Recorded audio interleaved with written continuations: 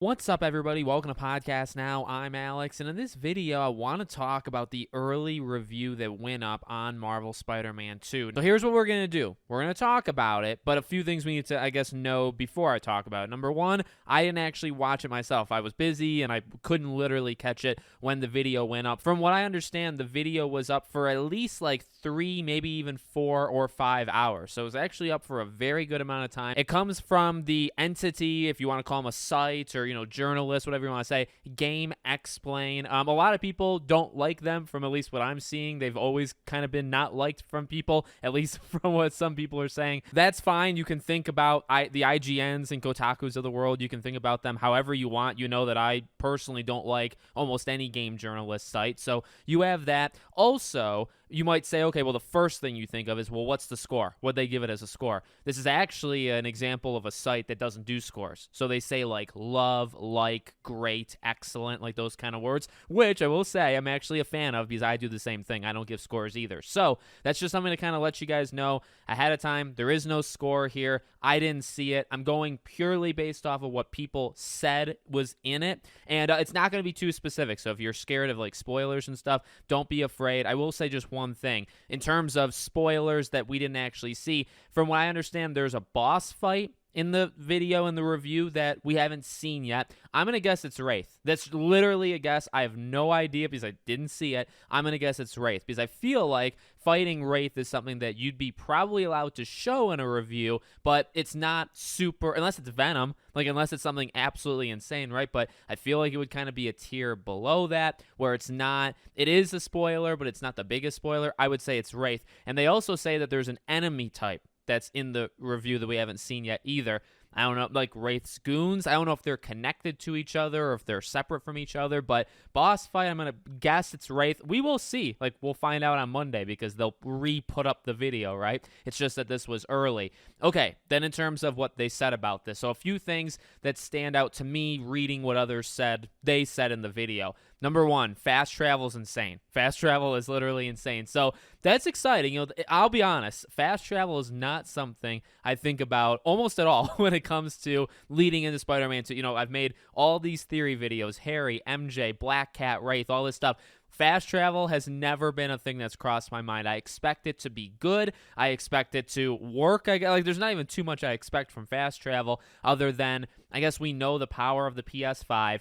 We know what it's capable of, I guess. But that's what they're saying. The quickness of getting from point A to point B is unbelievable. Ghost of Tsushima, I feel like, was kind of the fastest to do it from the PlayStation ecosystem. And they actually did it kind of on the PS4. So I'd love to see, how quick you can do it in Spider-Man. Now, I did see one comment that talked about how in fast travel, you can fast travel anywhere on the map, not just specific locations. I don't know if that's true. I don't know if they've ever said one way or the other, though, that is true. So I'm not going to say it's a flat-out lie, but I also don't know if it's 1,000% the truth. So keep that in your head, I guess, leading into Monday. Is it possible in this game that we can fast travel anywhere on the map, or is it just specific locations? We'll find out, I guess, sometime soon. And then the overall thought of what they thought of this game. So while they don't do scores, they did say kind of key words. And from what I understand, there were 2 of them, and they did kind of like a podcast style where they're, talking to each other. One of them loved it, said the word love. The other one thinks it's not only the best superhero game they've ever played, but potentially one of the greatest games they've ever played, period. So that's huge. I mean, that's really big. Now, look, it's 2 people's opinions, right? So on one side, I guess it's massive to, when you say that out loud, when you maybe title your video, maybe they didn't title it that way, but on Monday, I'm sure we're going to see best superhero game of all time, one of the greatest games of all time. You might not see it from everybody, but I'm sure some people would say it. That's saying a lot. Like, that's big. That's bold. Now, it's up to you to, as I've said thousands of times, please, for the love of God, decide on your own, right? Don't go based off what these other people are saying. However, those are big kind of statements, right? Like, that's the word. Statements is what I couldn't kind of figure out to say earlier. That's huge. So, Arkham City, I guess, is often, right, regarded as maybe the best. There's been arguments of, like, was Spider-Man better than the Arkham franchise? I still think, in general, the populace maybe thinks Arkham City is the best superhero game. So that's the bar and like, will this match it? And then being one of the better games they've ever played. That to me is more fascinating than superhero. I mean, I don't really like these boundaries or these like limitations, right? Superhero games are still games. So you can say you're the best superhero game, that's fine. You can say you're the best horror game, and that's fine.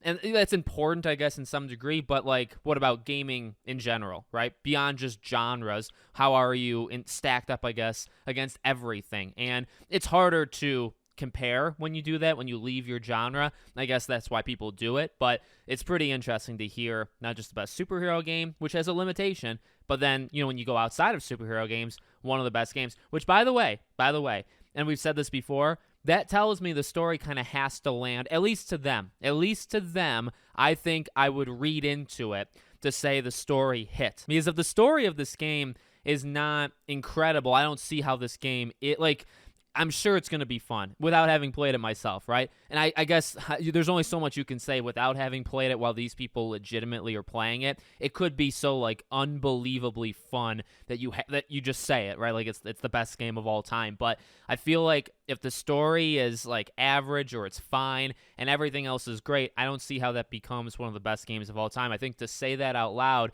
you have to believe that the story was fantastic, right? So not to put words in their mouth, and also, again, not to say that just because they say it, everybody thinks it, or I'm going to think it, right? You make your own decision, I'll make my own decision, but I feel like that would mean, okay, they must have done something really good with the story, because I don't think the gameplay and the crimes and stuff, I don't think that makes it the best game of all time. The story must have been super good. So that gets me excited without obviously knowing, what happens in the story. So there you go. No spoilers. See, I promised you. Let me know what you guys think in the comments. Of course, I'll be covering Monday when all the reviews go live, but this is kind of an interesting one to do now.